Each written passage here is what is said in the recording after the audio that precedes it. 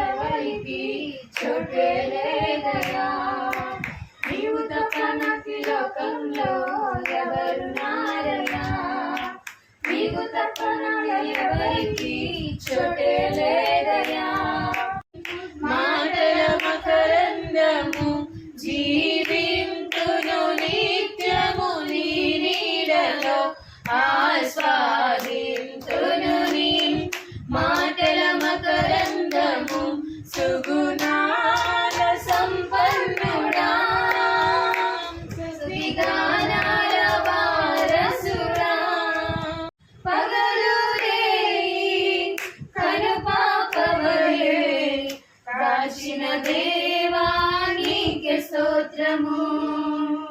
గడచిన కాలము కృపలో మమ్ము కాచిన దేవా నీకే స్తోత్రము.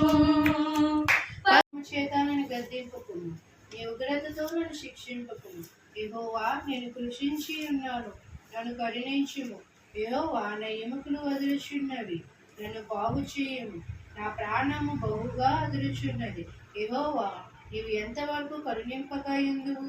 యెహోవా తిరిగి రమ్ము, నన్ను విడిపింపుము. నీ కృపను బట్టి నన్ను రక్షించుము. మరణమైన వాడికి నిన్ను గూర్చిన జ్ఞాపకము లేదు. పాతాళంలో ఎవరు నీకు కృతజ్ఞతాస్తులు చెల్లించెదరు? నేను మూలుగుచు అలసి ఉన్నాను, ప్రతి రాత్రియు కన్నీరు విడుచుచు నా పరుపు తేలజేయుచున్నాను. నా యేసయ్యా కీర్తనీయుడు, నా యేసయ్యా పరిశుద్ధుడు, నా యేసయ్యా నే ఆడి పాడి స్తుతించెదను.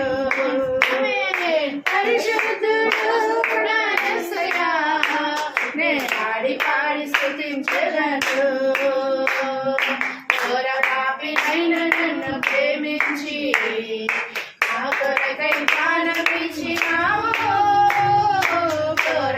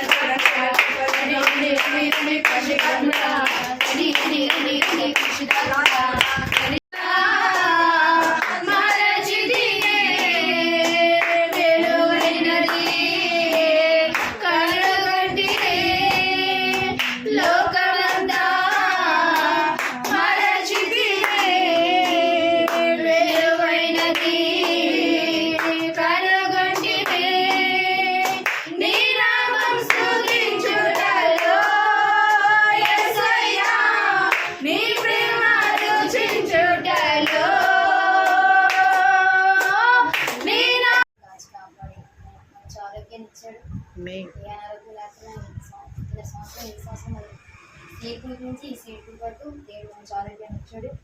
అలాగే వ్యాపారం చేసుకోవడం కూడా పెట్టించాడు దేవుడు. సారినా అతను ఎప్పుడు కూడా మంచి కోసం చెప్పేవారంట.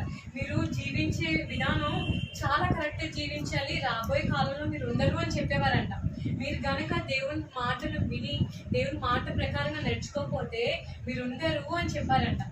ఉండరని చెప్పేటప్పుడు అందుకే ఇక్కడ బైబిల్లో 14లో రాయించారు ఏమనంటే, ఆ యొక్క వాక్యం ఎప్పుడైతే మన నోటి ద్వారాగా మన యొక్క మాట ద్వారాగా ఎప్పుడైతే మంచిగా మాట్లాడుకుంటా మన నోటి నుండి చెడు వేసిన విధంగా ఉంటుంది అనమాట. దేవుడు అంటున్నారు, ఒకవేళ ఆ మాటలు ఉన్నాయి కదా, అది నేను చెప్తాను కూడా. అయితే ఆ మాటలు ఉన్నాయి కదా, దేవుని యొక్క మాటలు కాకుండా నార్మల్గా అందరూ మాట్లాడుతూ ఉంటారు. వాళ్ళ యొక్క మాట తిరిగి ఎలాగుంటుందంటే మంచిగా మాట్లాడతారు. జాలిన కన్నీళ్ళు తైపెను దేవుని పాదాలు, ఇప్పటి నుండి నీ కళ్ళు చూచెను దేవుని కార్యాలు. ఎన్నీలే దీవెనా. హల్లెలూయా, హల్లెలూయా, హల్లెలూయా.